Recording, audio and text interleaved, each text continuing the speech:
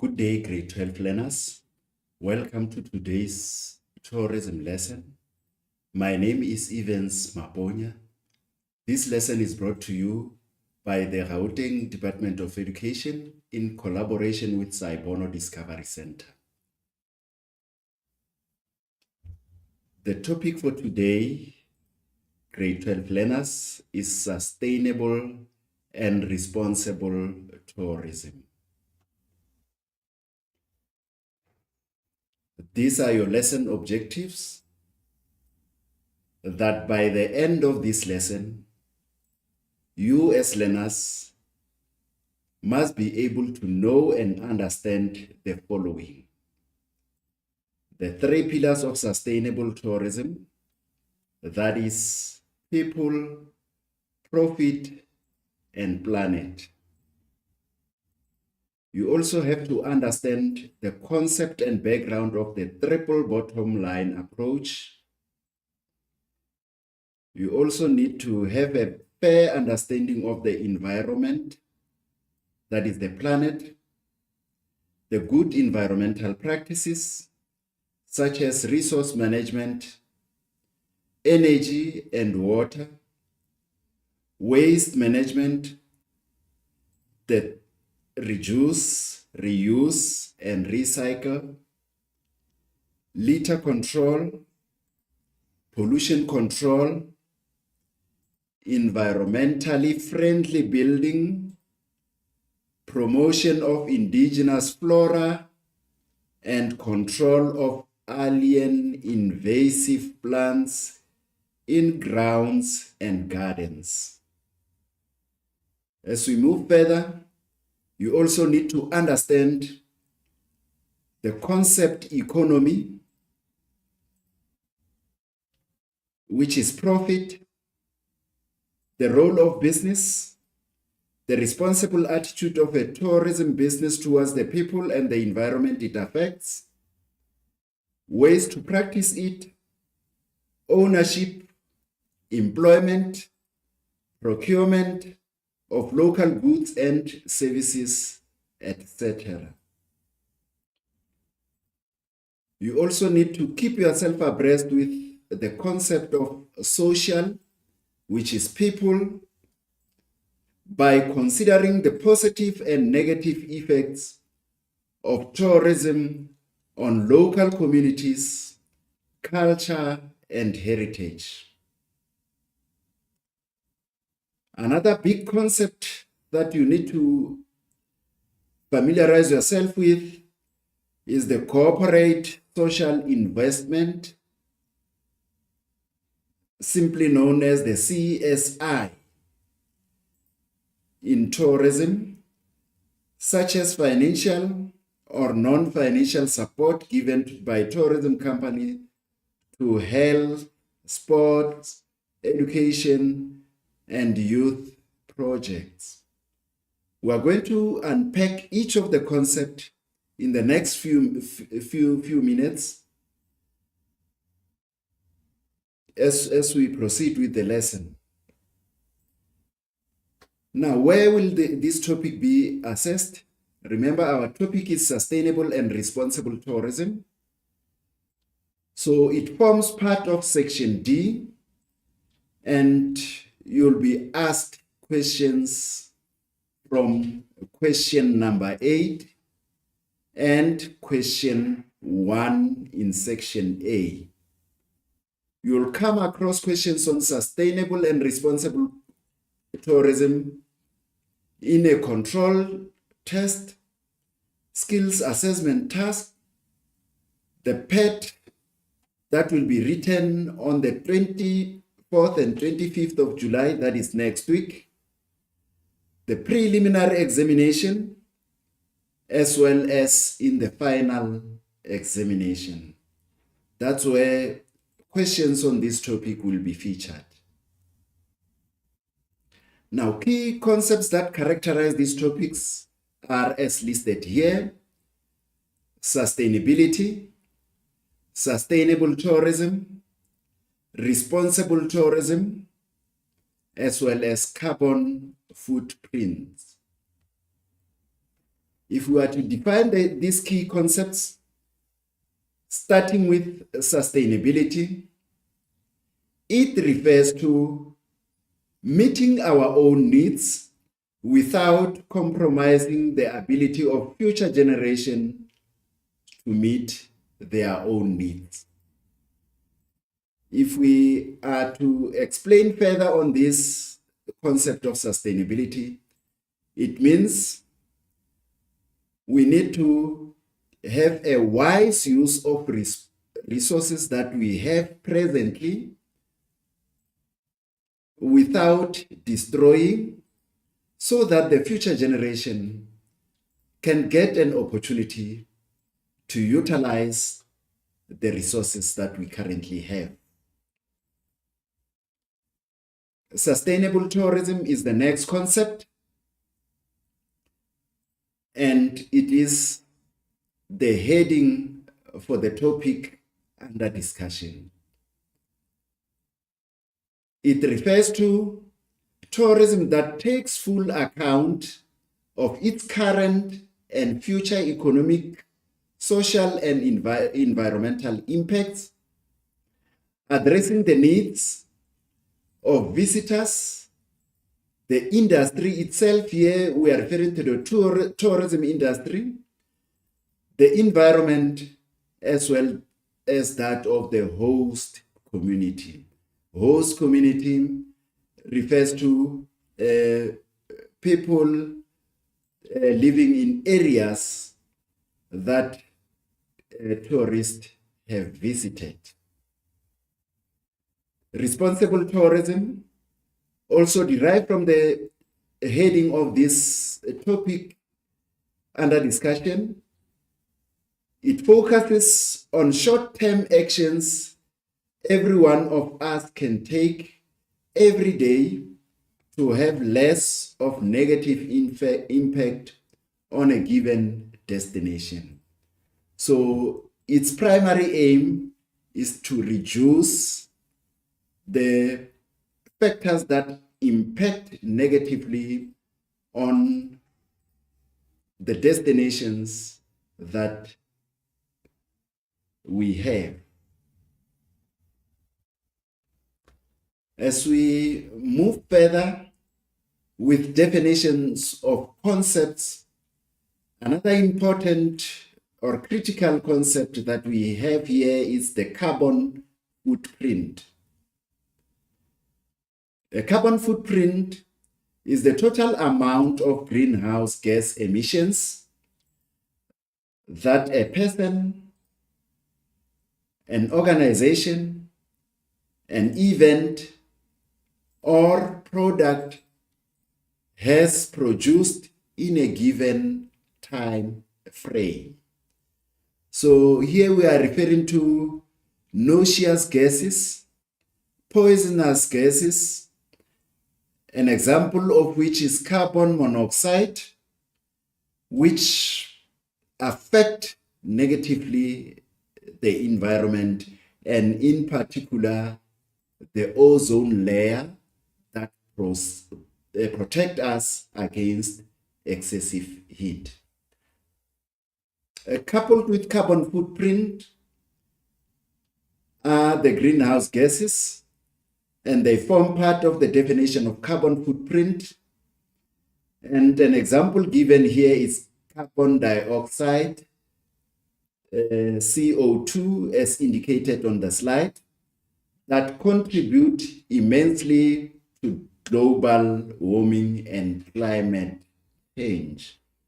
So if the emission of such gases is not monitored or not reduced, the impacts are so much severe that we'll experience issues of global warming and climate change, wherein the weather and the climate of today is very difficult for us to understand.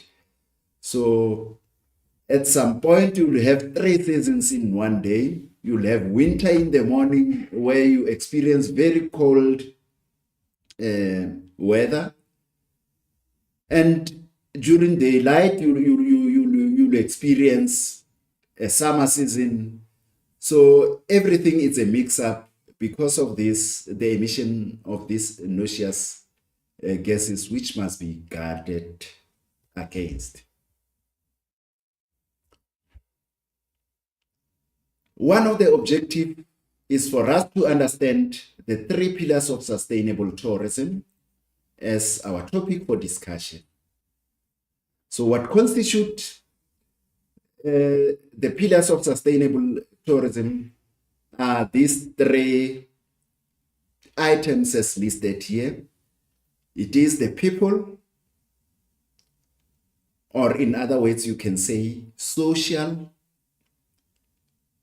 the planet, which is the environment, as well as the profit. These are the 3 pillars underlying sustainable tourism. And at a given point, you would be assessed based on these 3 pillars of sustainable tourism. An explanation of them is further indicated here. That social, which we said it's people, the environment, and the economy. So as we make use of the environment, we need to preserve it for future generation without causing harm to it by considering these important pillars of sustainable tourism. So the 3 pillars are presented in very different ways, as you can see from the slide, where you'd have social here, the environment represented in green, and the economy in orange here, suggesting the wealth of the country. So an interplay of these 3 pillars must also not by all means harm the physical environment and also preserve for future generation. So here is another presentation where you have sustainability as a roof, and the 3 pillars are as indicated here. And please bear in mind always that social refers to people, the environmental pillar refers to the planet, and the economic one refers to the profit. It's ideally linked to cash.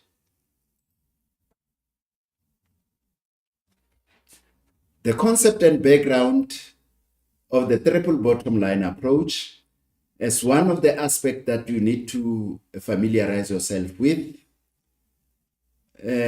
suggests that the triple bottom line refers to the 3 measures. So it says to us the word triple means it's a combination of 3 aspects that measures a business performance. And that is the economy, which we said is profit, the environmental, which is planet, and the social, which is people. In the past or traditionally, to measure a business performance the only focus was only the profit.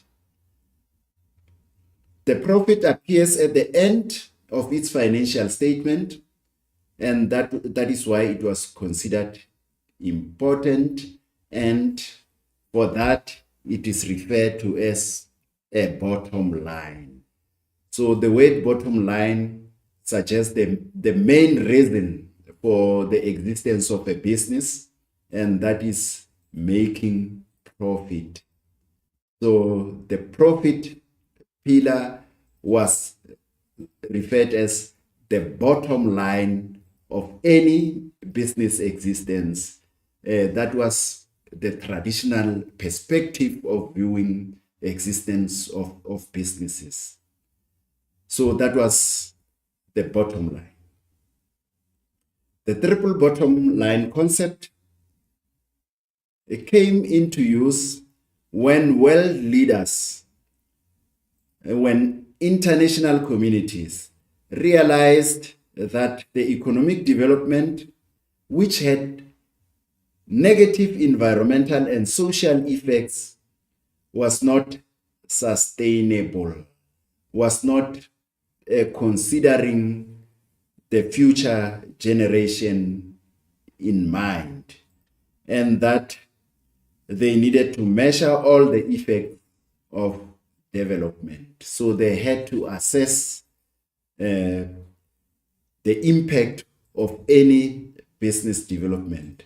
Therefore, a company's performance is of late not measured or not dependent on how much money it is making, that is the profit, but other economic aspects need to be considered, such as job creation.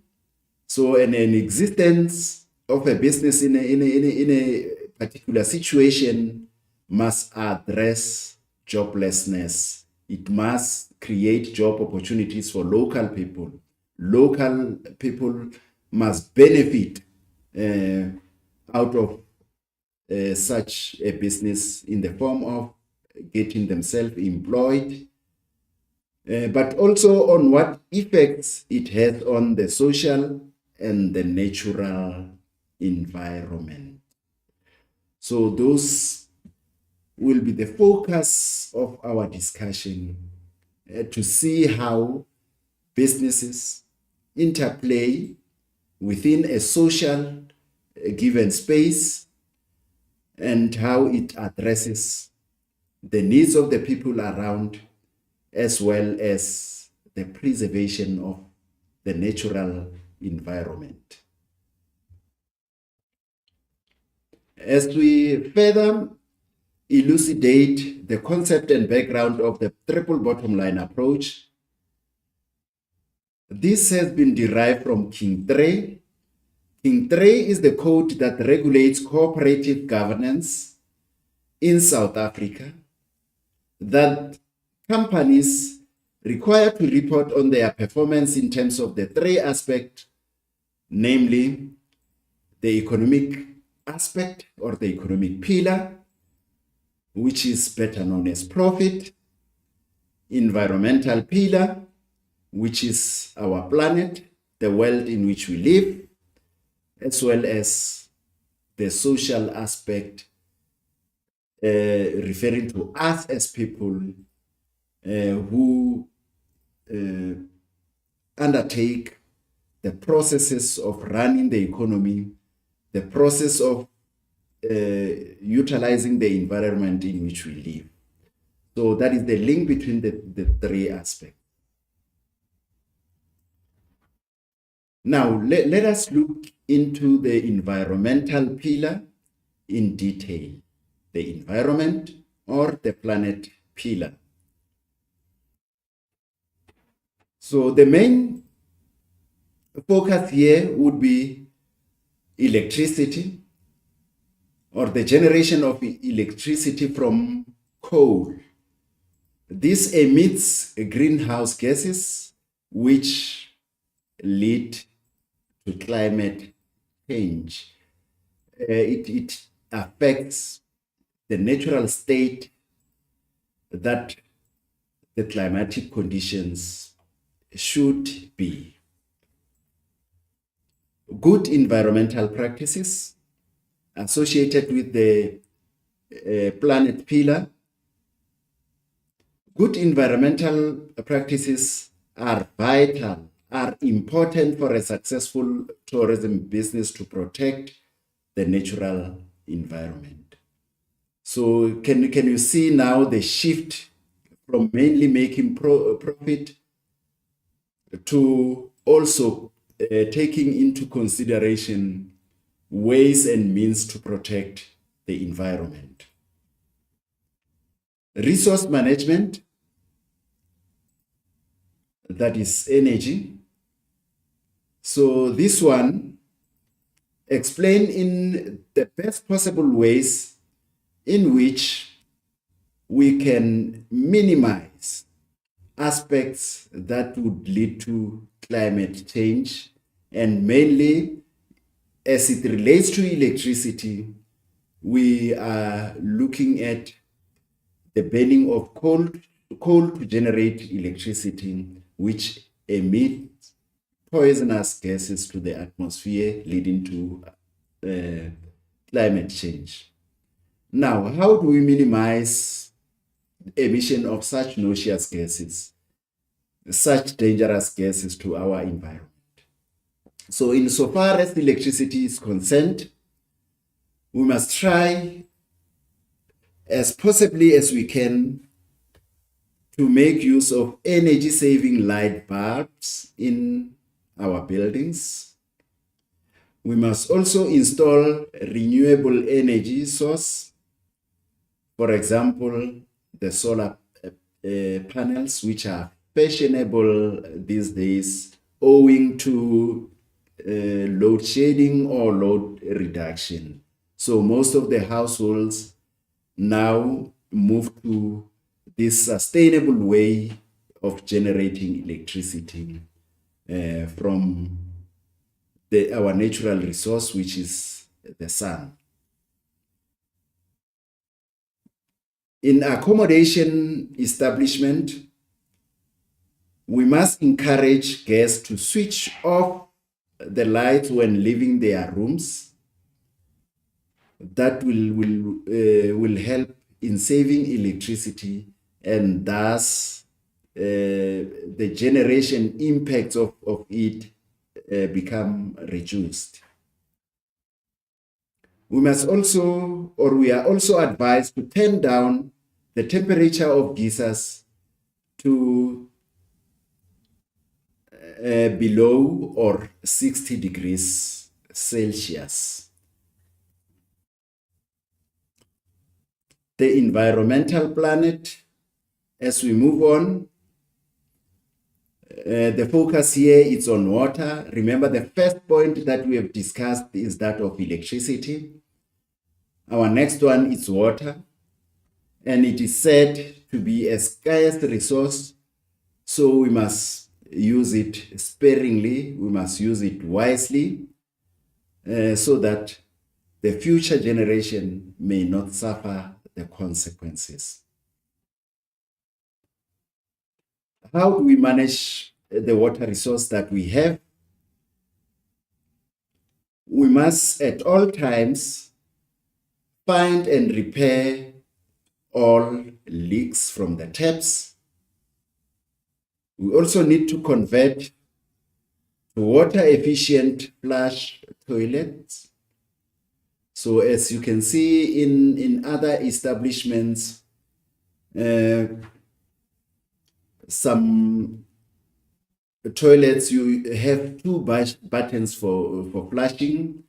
When you are seriously engaging yourself, you'll use the big one, and when it's only the water that you will be releasing in those toilets, you'll use a small one. So we must convert to water efficient flush toilets.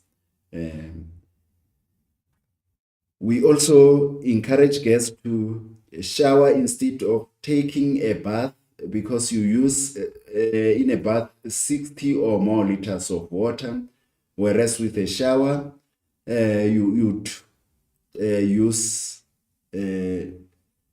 by far less than half of the 60 liters that you use in a bath tap.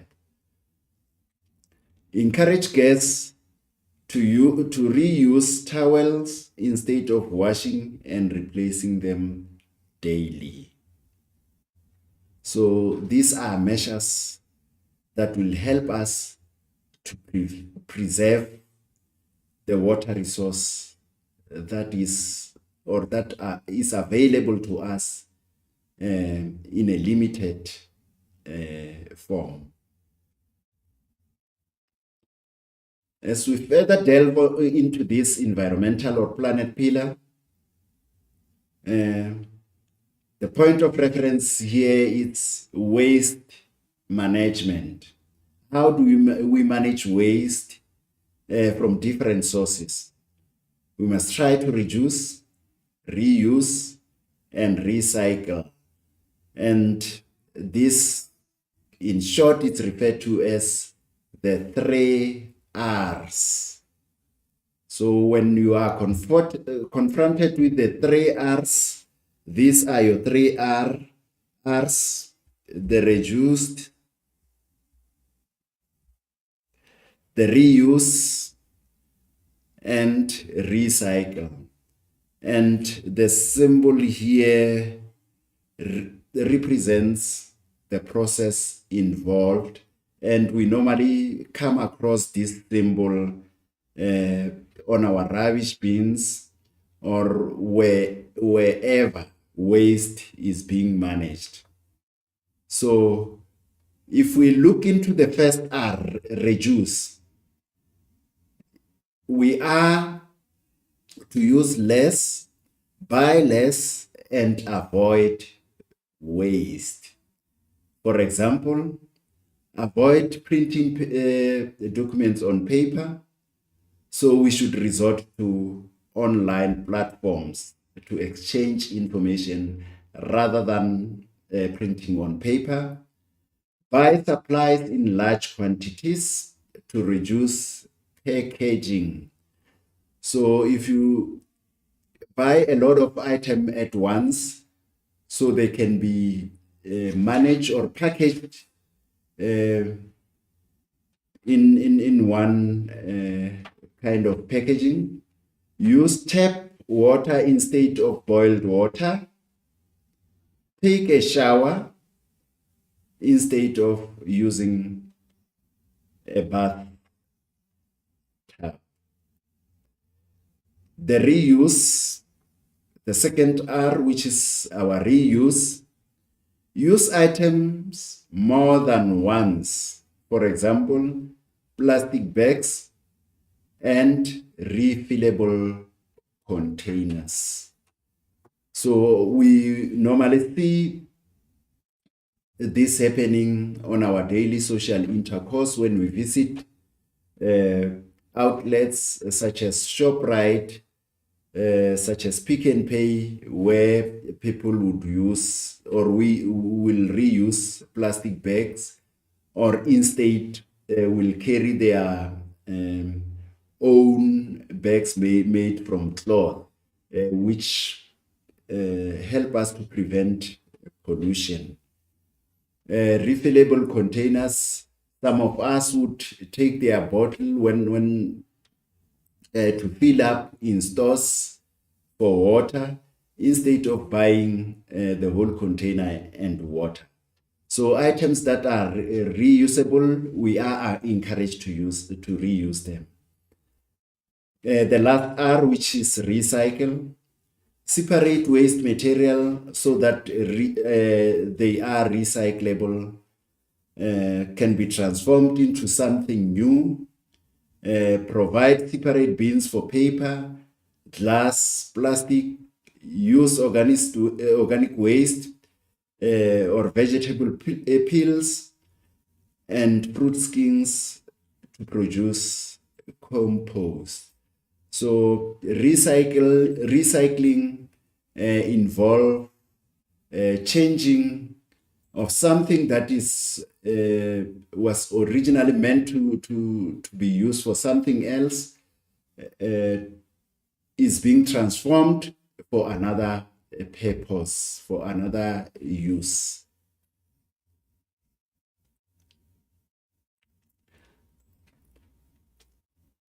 Environmental pillar also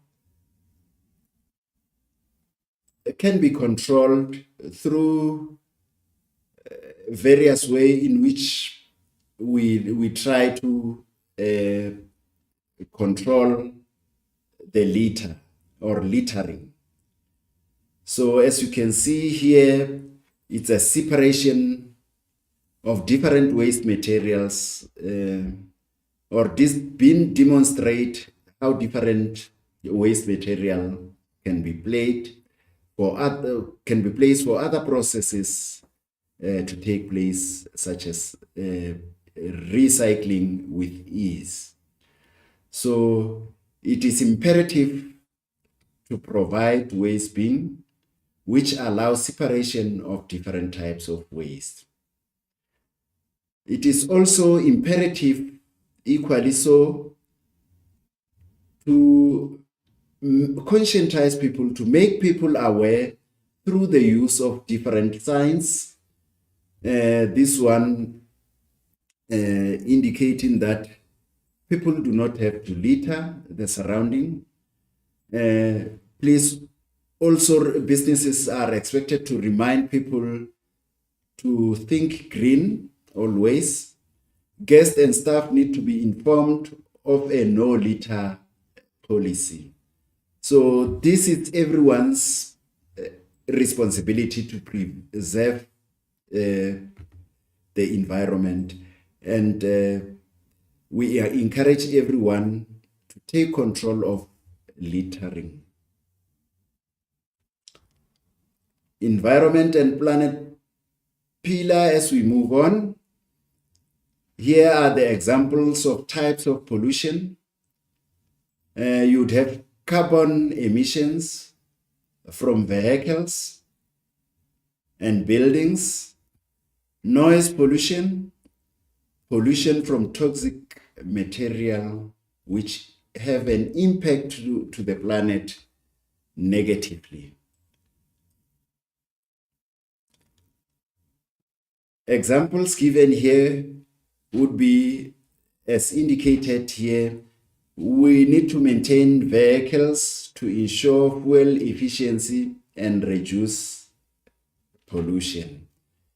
So a car that is not well serviced release smoke that has a negative impact to the environment. So it is important to maintain service standards of our vehicles. We also need to encourage tourists to use public transport to reduce pollution. So here people are encouraged to travel in groups as opposed to using individual cars. So the lesser the cars on the road, the lesser the emission of these noxious gases, noxious emissions to the atmosphere.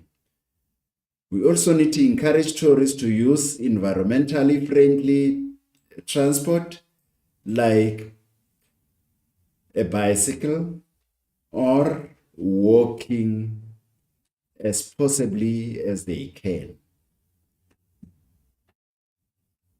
Also, we need to encourage tourists or people to use the shortest routes and only travel by car if necessary. So this one links to the walking, the previous one, where you'd see a person walking to their different destinations. And if not using the shortest cut, if it's a walkable distance, people are encouraged to walk. We are also, as one of the aspects, encouraged to use environmentally friendly buildings. So the way architects design building should have a serious consideration to the environment. The way buildings are positioned, materials that are used, space design, and technologies used to run buildings like solar panels can help us all to reduce these environmental impacts. As you can see, the examples given here, make use of natural building materials like wood, as given in the example. As you can see from the picture, Insulation in wall, ceiling, and floor will keep buildings cool in the hotter months and warm during winter seasons. This reduces the need to run heating and cooling units regularly. And lastly, effective window placement can provide more natural light and lessen the need for electric lighting during the day. So if windows are placed or are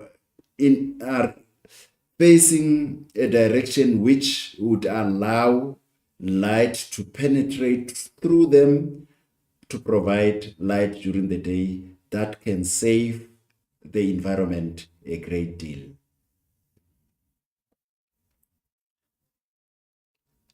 As we further look into this environmental pillar,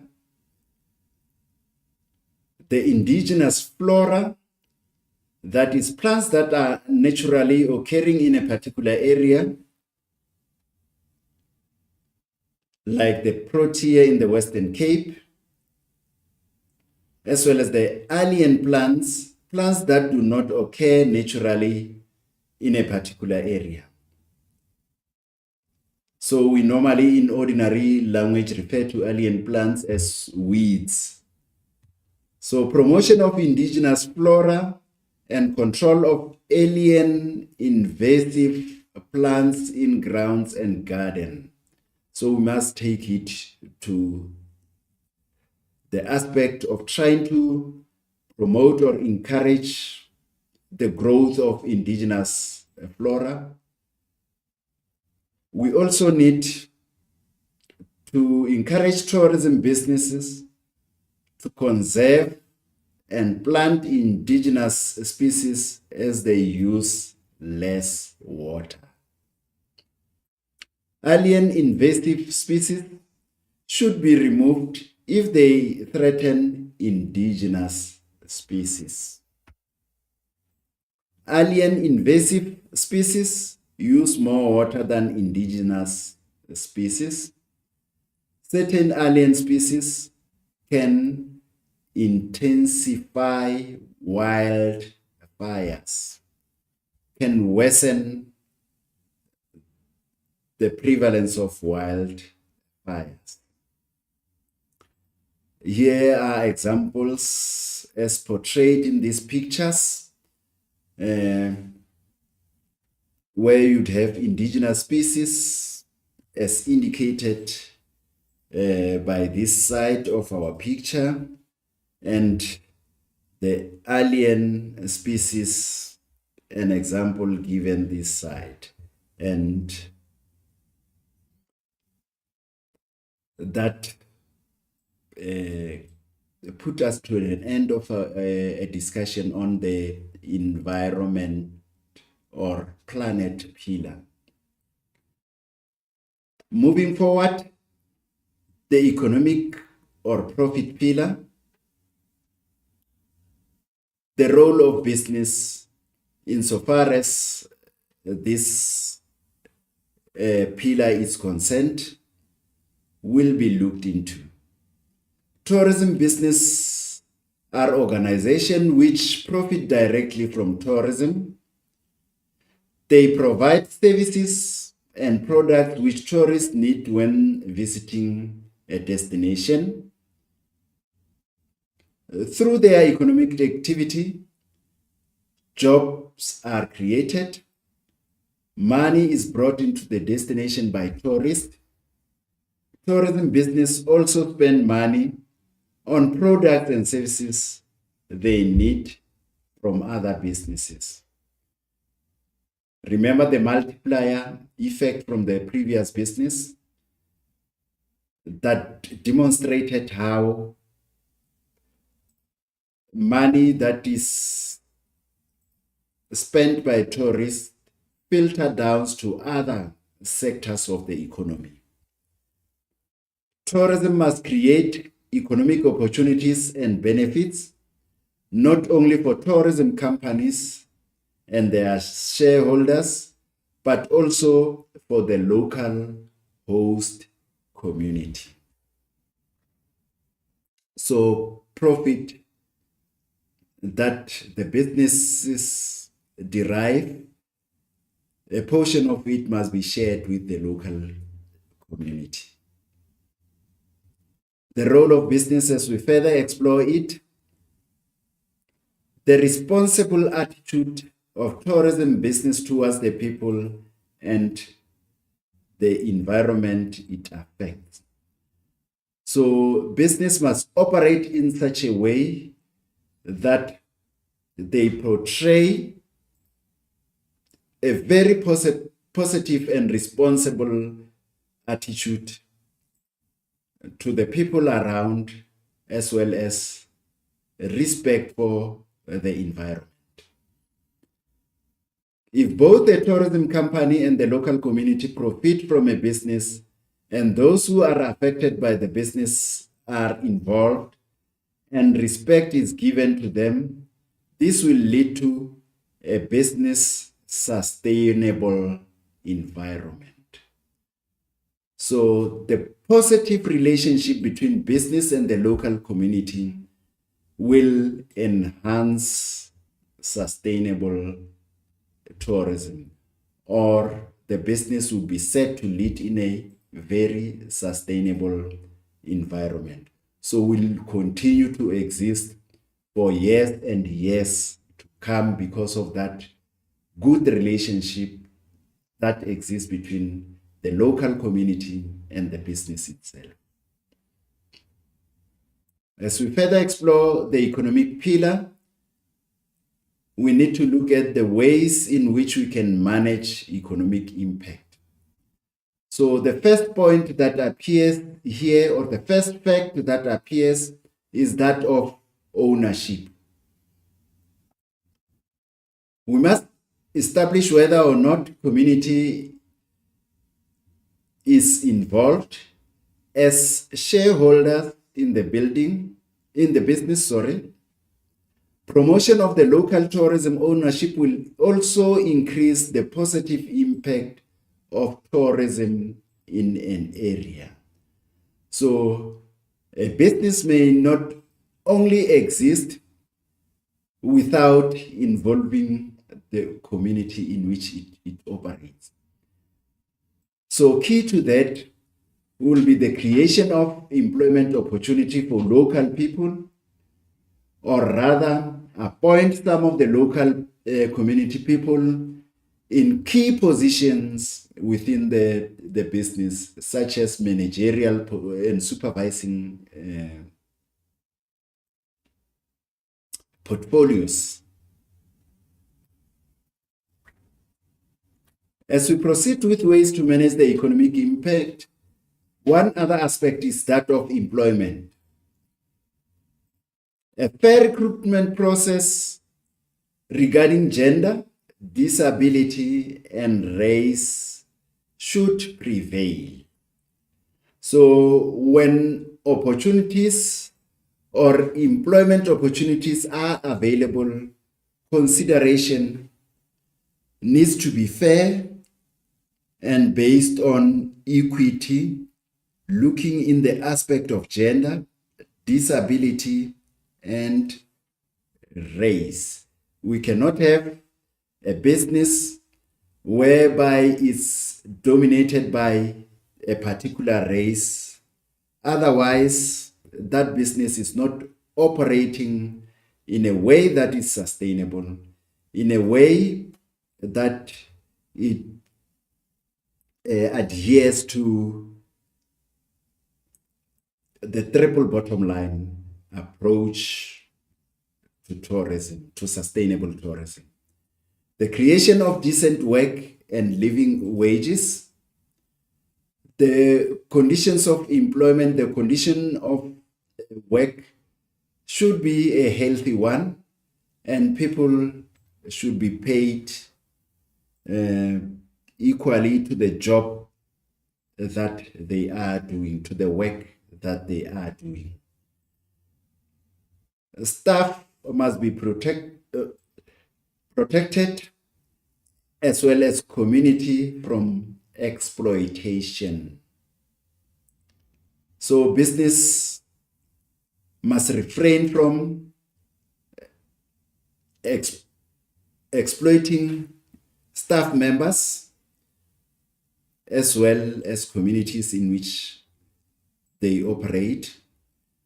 And examples given here: sexually or sexual exploitation. They may not use children as part of their staff, that is child labor. Training and skill development. So people around should be upskilled, and business should support staff so that they can attend training courses, receive formal certificate for skills they've gained. On-the-job training should also be provided. So training should happen on a continual basis to upskill or to improve the skills of people who are working. Local procurement is one aspect or a way to manage economic impacts. So with local procurement refers to, or the word procurement refers to buy. So it's procurement or buying. So people or businesses are encouraged to buy locally manufactured products. Local suppliers should be used as far as possible, meaning that if a business operates in Pretoria, before they purchase goods from other towns or cities, they need to consider local suppliers around.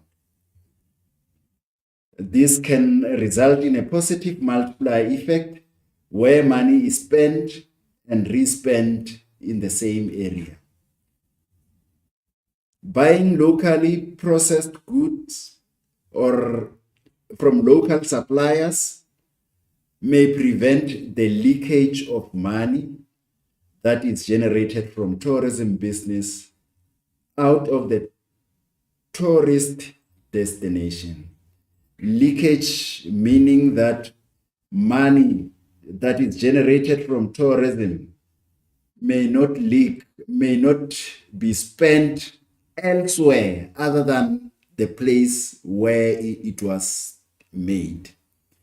It reduces the negative impact of transporting goods over long distances into the area. Remember, there was an indication when we discussed the environmental pillar that if we minimize traveling, then the environment would be safe.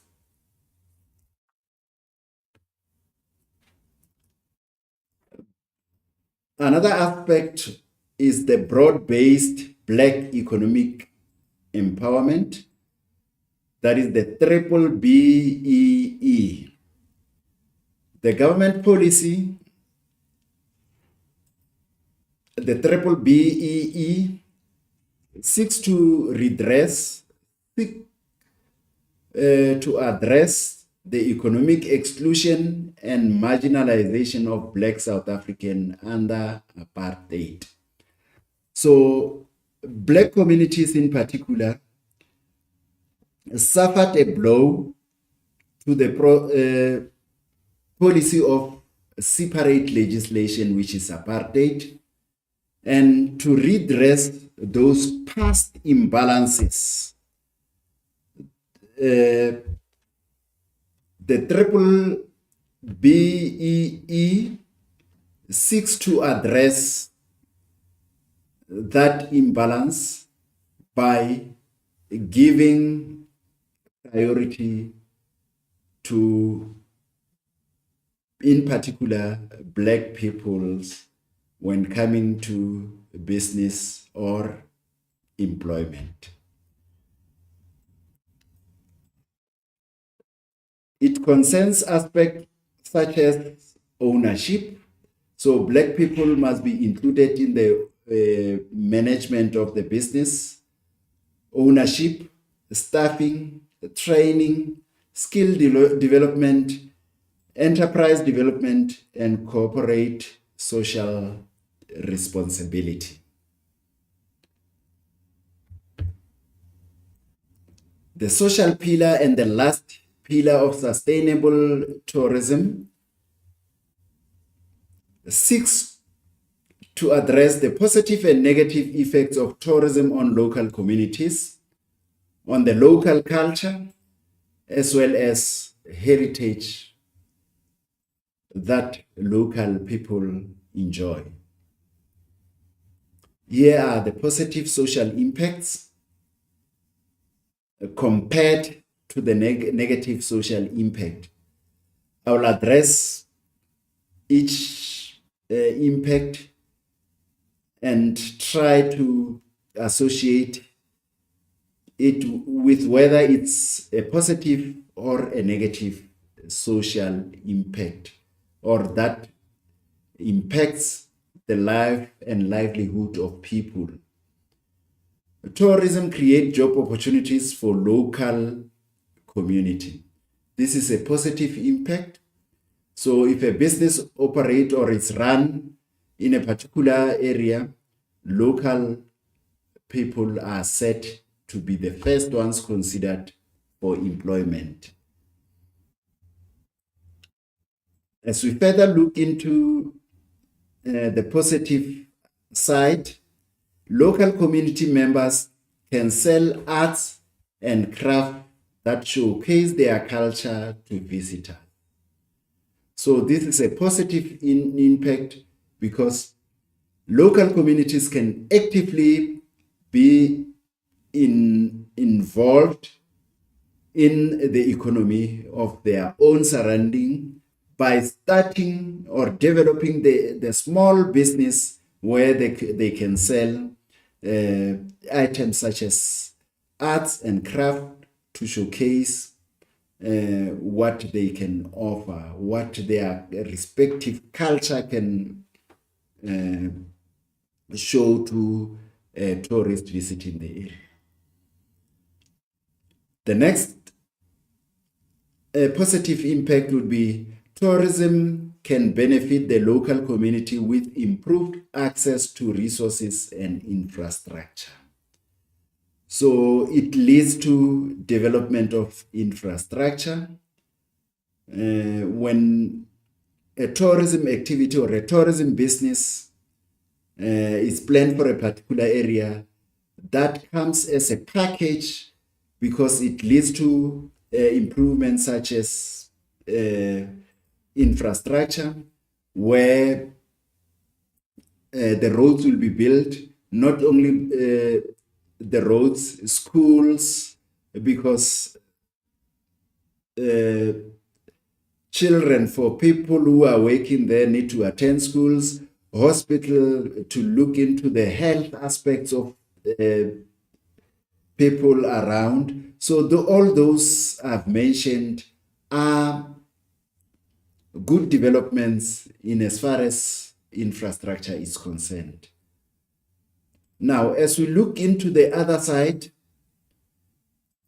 you have the negative social impacts, where you have issues of crime and violence, or an increase with the level of crime and violence impact negatively on the social aspect, on the people, because if there is a lot of crime, you'll scare your tourists away, and local people may not be able to get job opportunities because investors will run away from such kind of a place. Cultural exchanges may occur as the local may adopt the culture of tourists instead of valuing their own culture and heritage. So as people mingle with tourists from other culture, they end up losing their own cultural values, cultural background, and copying the culture of the tourist visiting the area. So it is a threat to our culture, which needs to be preserved at all time. The funds or money generated by tourism may not be channeled back into the local community. So you find that the business exists in a community, but people are not benefiting from it. People from somewhere afar the country are pocketing every little cent that they are getting from the business without promoting activities of welfare to the community surrounding. The positive and negative effects of tourism on local communities, culture, and heritage. As we move on, tourism creates awareness of different traditions, culture, and art form. So one would say it's a positive impact. Tourism creates cross-cultural relationship. So as we mingle with people from different cultures, we learn their culture, and they in turn learn our traditions and culture. Tourism creates intercultural understanding and tolerance. I think I've elucidated on this aspect, that there is that cross-cultural relation, and people, by understanding each other's culture, tolerate each other, become tolerant, and accept how others or other nations behave and live. Local communities absorb new ideas, interests, and values from tourists.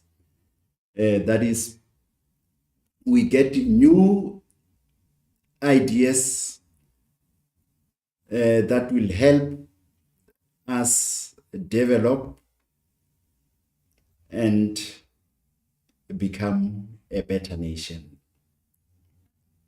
Whereas on the extreme, on the negative side, there may be racial tension between tourists and locals, because tourism involves people from different races. So that tension, that war between nations can emanate out of a mixture of people within a tourist establishment. There may be negative tourist behavior such as public drunkenness. These are some of the social ills associated with the pillar. Sometimes privacy is not respected. Sacred sites are invaded, and cultural ceremonies are exploited. There are furthermore positive impacts. As listed here, you would have the cultural heritage is preserved as one of the positives, and money can be raised from maintenance of cultural sites and museums. The local community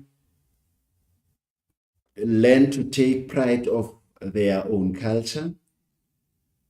The money generated can be used to uplift the economy. We have alluded to infrastructural development, where buildings can be made to cater for schooling, health facilities, and other public commodities that might be of need in that respective locale. Corporate social investment, which is CSI in tourism. I'm happy that the topic on corporate social investment links directly with the international or the Mandela International Day, which is today.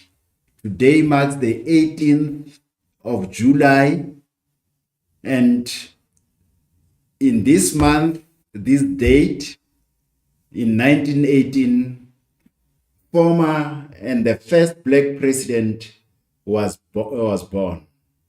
So with this International Mandela Day, corporate world or businesses donate 60 minutes of their time on community service. So in that, they shall have donated their share of corporate social investment, CSI. We have defined this in the beginning of this lesson. It suggests the voluntary support businesses give to communities they operate in. So this voluntary support may be in the form of financial or non-financial. Here I've alluded to the 60 minutes in honor of the former state president Nelson Mandela. So today, the 18th of July, which is the International Mandela Day, and the rest of the world observe this day and pause their business activity to observe the 60 minutes of their time. Other than that, some of the businesses would sponsor or will give donation to healthcare facilities, to sport, would sponsor sport activities, recreation facilities. Some will sponsor the education and youth empowerment financially or otherwise. The non-financial aspect, as alluded to, the 60 minutes of Nelson Mandela,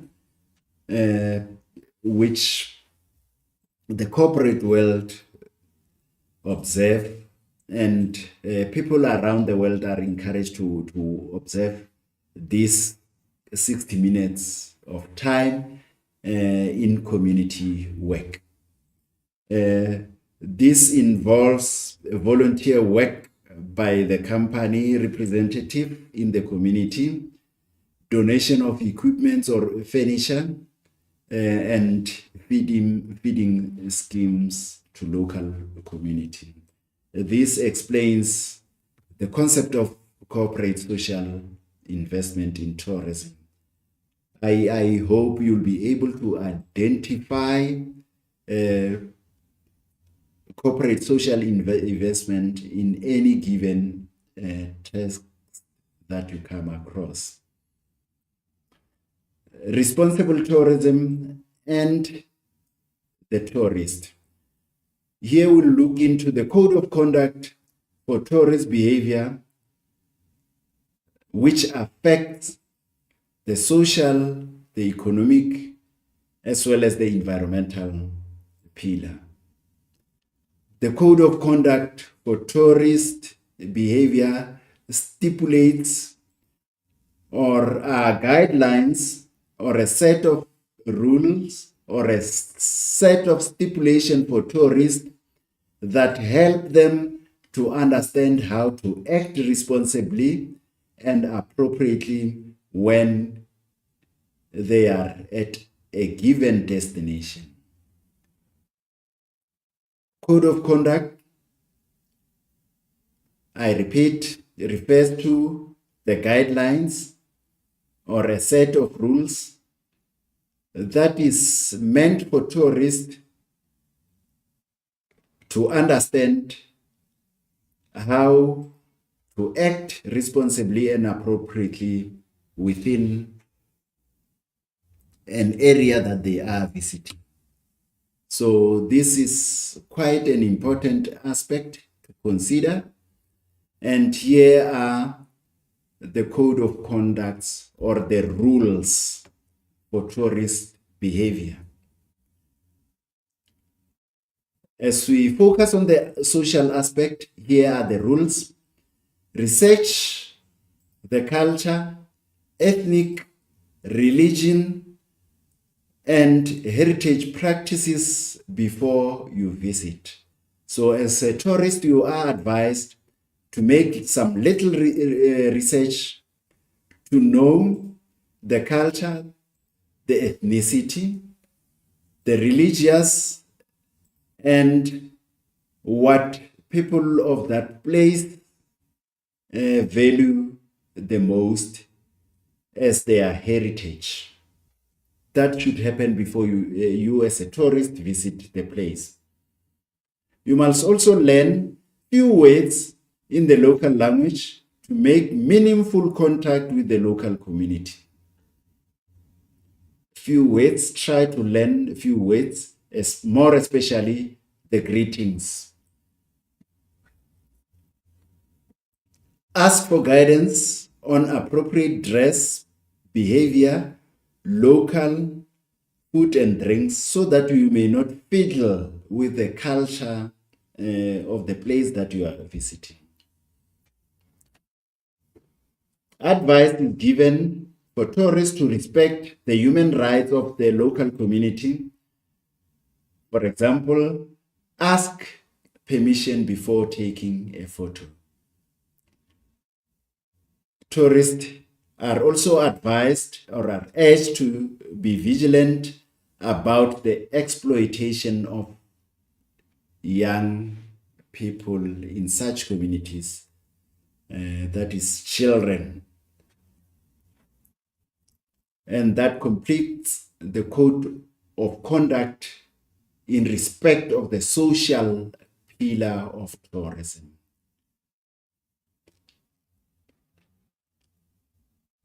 The code of conduct for tourist behavior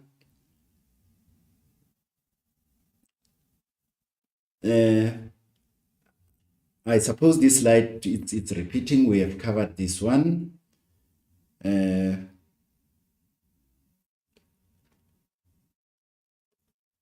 social aspect, it's almost covered. And as we perused into the economic aspect, the code of conduct for tourists economically, tourists are urged to buy souvenirs and products that are made locally. Ask for guidance on tipping and bargaining practices. Give preference to tourism services that are operated by inhabitants of the destination. And when we assess this code of conduct environmentally, we as tourists are urged to be informed about where and how to recycle at the destination. Reduce your consumption of water and electricity during your trip. Tourists are urged not to buy products that are made from plants or animals that are in danger of extinction. Select routes that cause the least impact on the landscape. Use public transport where possible. Do not remove natural resources, for example, stones, fossils, plants, shells, flowers from their natural environment. So you are expected not to take anything, leave it as you find it. How can a tourism destination attract environmentally, people, planet, profit conscious tourists?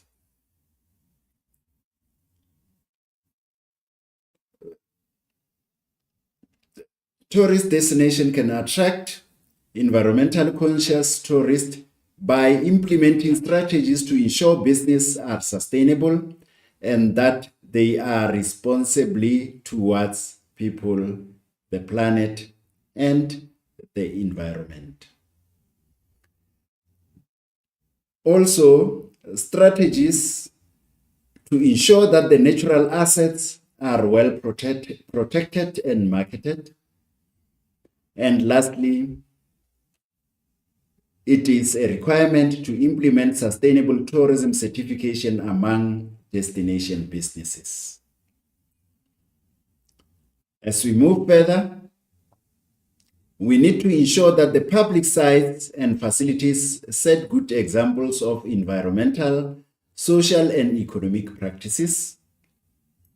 Encourage joint socio-economic and environmental programs at the destination level to which tourists can contribute.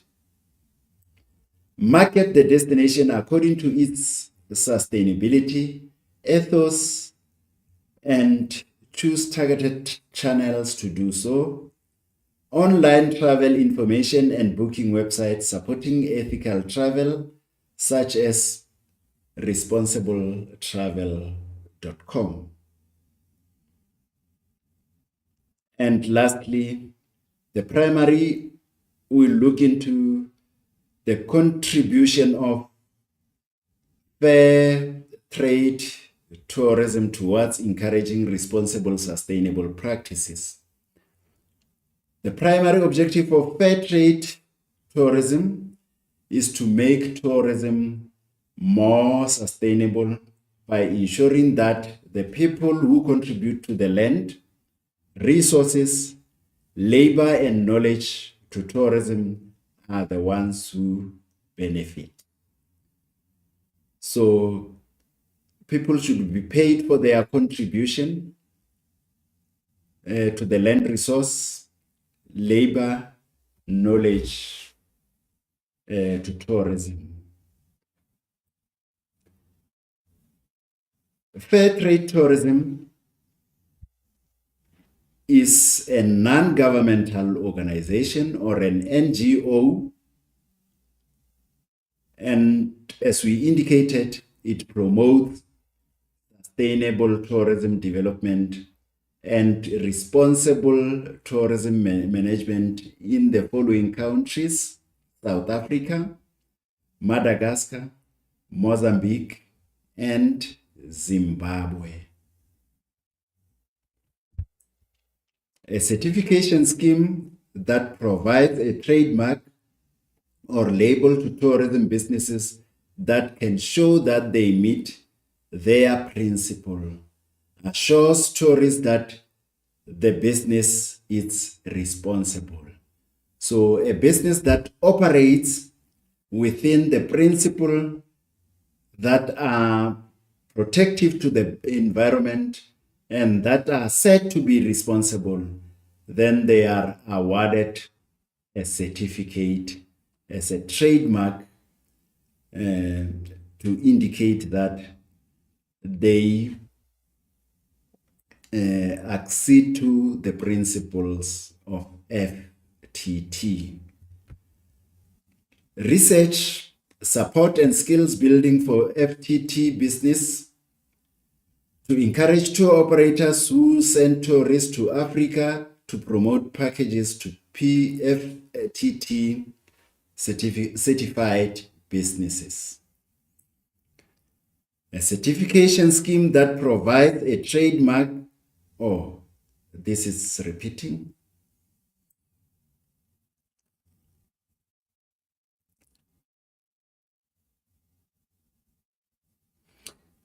Principle of fair trade tourism.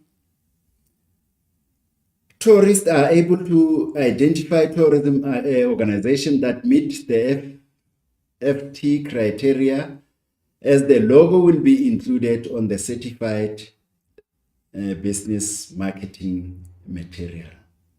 So for tourists to identify businesses that adhere to FT criteria or principle, the logo is always displayed. By using the services of FTT certified organization, tourists can be assured of making a contribution to responsible and sustainable tourism. As we further move with the principles of fair trade tourism, it is a requirement for businesses to provide fair wages and better working conditions. They must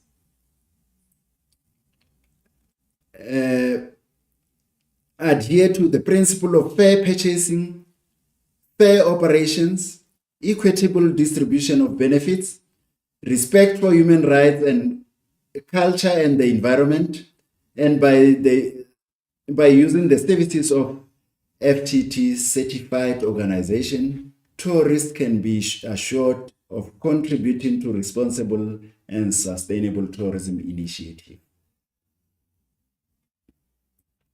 Here is a summary of principles of fair trade tourism and how they interrelate. The principle of fair share, the principle of democracy, respect, transparency, reliability, and sustainability. And this gives a summary of who fair trade tourism is. Now, the time of activity.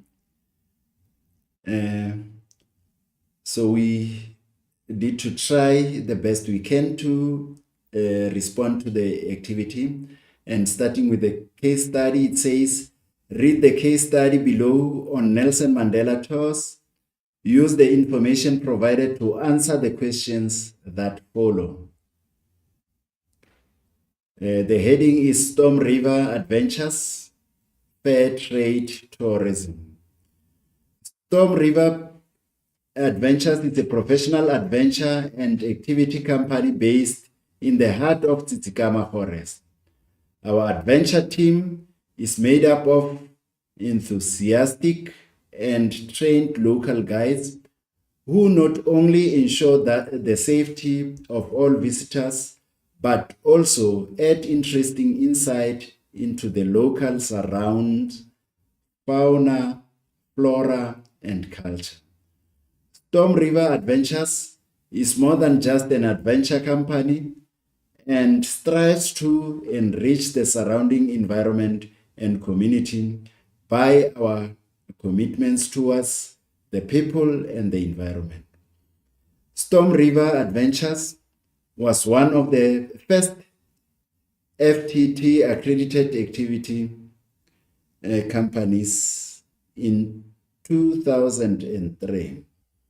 So it is adapted from the website as indicated about the Storm River Adventures, if you want to read further. So if we move on to questions, Storm River Adventures is a tour company with strong ethical principle. So you are asked to identify from the case study the organization responsible for accrediting a tour company, the practices of ethical behavior, and that it's allocated 1 mark.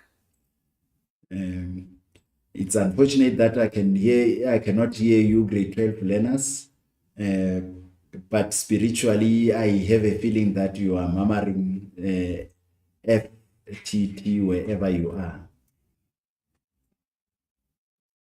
The second question or the response to this one would be the FFT, that is the organization.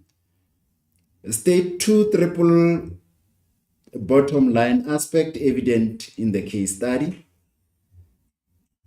And in response to that, you'd say the social. And in further explaining that, one would say trained local guides. Local guides add interesting insight into the culture.